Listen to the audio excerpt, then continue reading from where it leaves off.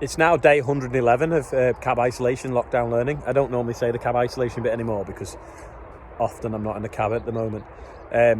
Something quite exciting's happening. We've now got sunflowers blooming, which is a little bit earlier than I'd have liked because I'm kind of not ready, but I can imagine by the end of the week there's going to be a lot of sunflowers in this field. So I really do need to get something in action so that people can make the most of them and see them. I mean, I was here, on Saturday, was it? And you could just about see some little bits of yellow in the back of it, like sort of, well, not even, it was like that, wasn't it?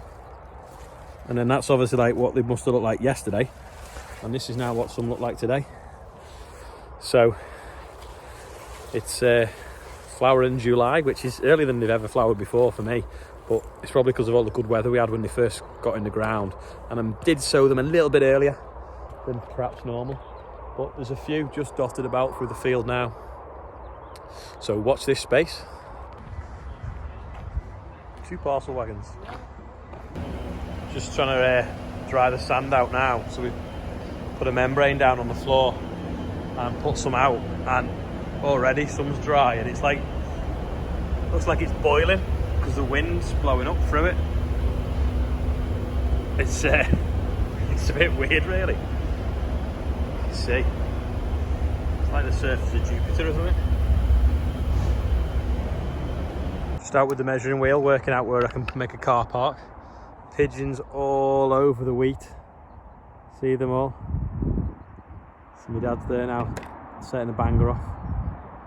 So hopefully they'll disappear when it goes off.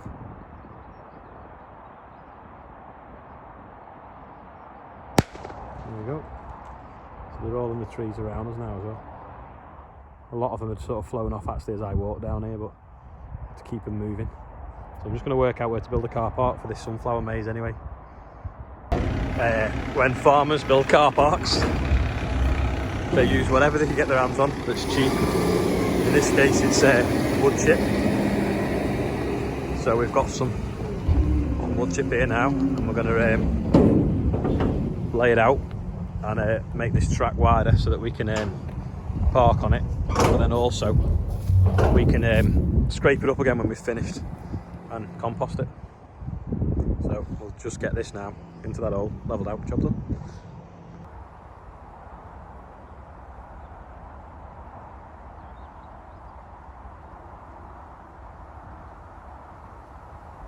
It's a hare running up and down, and it doesn't know what to make of me or not, whether it's seen me.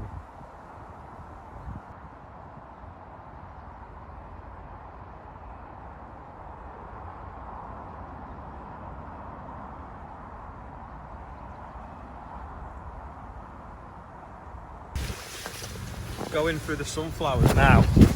Let me spin the camera and then you can see. So I'm just going through the sunflowers now, trying to find like some thin bits to make a clearing when we put the path in. There's one that's pretty much totally in flower as well. Looks like there's another one down here somewhere. Just see it. Lost it. There we go. So as you can see, they're pretty tall. It's going to be amazing.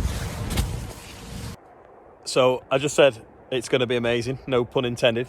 Got a tape measure, that's 6 foot now, and we'll put it to the floor.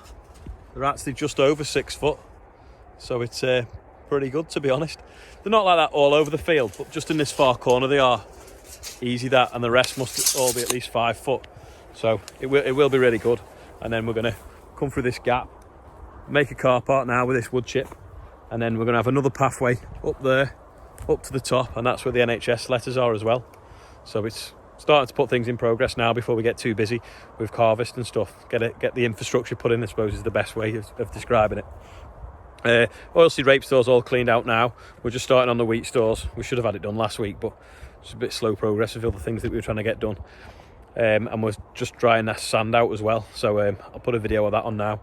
It looks like it's boiling because it's kind of like bubbling up. But that's about it for today. So I'll see you all tomorrow.